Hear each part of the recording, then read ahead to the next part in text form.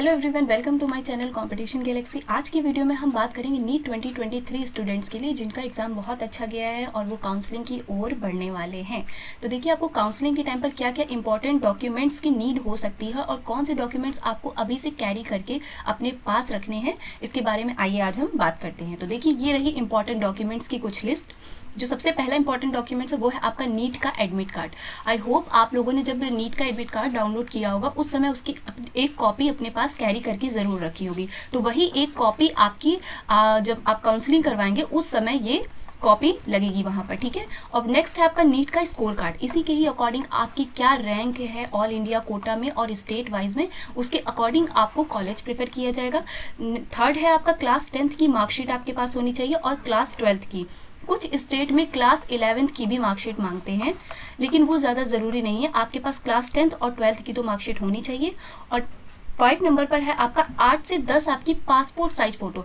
Same जो आपने application form में अपलोड की है वही सेम एप्लीकेशन फॉर्म वाली ही फ़ोटो 8 से 10 आपके पास होनी चाहिए। अगर नहीं है तो इसकी आप कॉपी करवा के अभी से अपने पास रख लो, ठीक है। उसके बाद आईडी प्रूफ में आपके पास आपका आधार कार्ड और पैन कार्ड होना चाहिए। इन दोनों में से कोई भी एक है तो वो आपका चल जाएगा। नेक्स्ट, एड्रेस प्रूफ होना चाहिए। आप कहाँ के निवासी हैं उसका एड्रेस प्रूफ सर्टिफिकेट आपका होना चाहिए। नेक्स्ट है, अगर जनरल कैटेगरी के हैं और ईडब्ल्यूएस, जो जनरल के ही ईडब्ल्यूएस कैटेगरी के बच्चे हैं, उनके पास ये सर्टिफिकेट तो ज़रूर होना चाहिए। इसी के ही अकॉर्डिंग आपको रिजर्व कोटा है उसकी थोड़ी सी छूट मिलती है, रिलैक्सेशन मिलेगा। अगर नहीं है तो आपको नहीं मिलेगा। ज़्यादा से ज़्यादा फर्क ये जनरल और ईडब्ल्यूएस वालों में 10 नंबर का ही अंतर आता है, ठीक है। 10 मार्क्स का फर्क होता है, लेकिन 10 मार्क्स भी बहुत होते हैं। इसलिए अगर आपका नहीं बना है, ईडब्ल्यूएस कैटेगरी के हैं आप, तो ज़रूर ये सर्टिफिकेट बनवा लीजिए। और SC ST आपका लगेगा, SC ST का कास्ट सर्टिफिकेट लगेगा। ये भी आपका लेटेस्ट का ही बना हुआ होना चाहिए। NTA के अकॉर्डिंग जब आपने फॉर्म फिलअप किया होगा, एप्लीकेशन फॉर्म, उस समय भी इस चीज़ की नीड थी, लेकिन कुछ बच्चों का नहीं बन पाया। लेकिन अभी आपके पास टाइम है, बनवा लीजिए, क्योंकि इसको बनने में कम से कम 1 मंथ लगता है, ठीक है। और ज़्यादा से ज़्यादा ईडब्ल्यूएस और जनरल सर्टिफिकेट वाले बच्चे जो होते हैं, इनमें 10 मार्क्स का ही अंतर होता है। और आपका जो ये डॉक्यूमेंट्स है ये आपका लेटेस्ट होना चाहिए।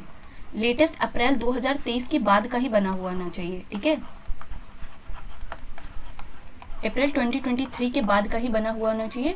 और SC ST सर्टिफिकेट भी आपका इसी के अकॉर्डिंग होगा। फिजिकली अगर आप हैंडीकैप्ड हैं तो उसका भी सर्टिफिकेट आपको बनवाना पड़ेगा, तभी आपको रिजर्वेशन मिलेगा, अदरवाइज नहीं मिलेगा। तो ये कुछ इंपॉर्टेंट लिस्ट थी आपके डॉक्यूमेंट्स की जो आपको कैरी करके रखना है अपने पास। सबसे जो मोस्ट इंपॉर्टेंट ये आपकी पासपोर्ट साइज फ़ोटो, अगर नहीं बनवाई है तो अभी से जाके आप कॉपी करवा लीजिए, क्योंकि कम से कम 8 से 10 होनी चाहिए आपके पास, ठीक है।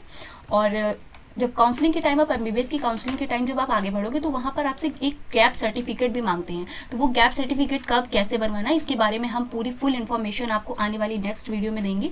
तो जुड़े रहिए आप हमारे चैनल के साथ। अगर वीडियो आपको हेल्पफुल लगी हो तो please subscribe the channel and like the video for better reach. Thank you so much for watching my video.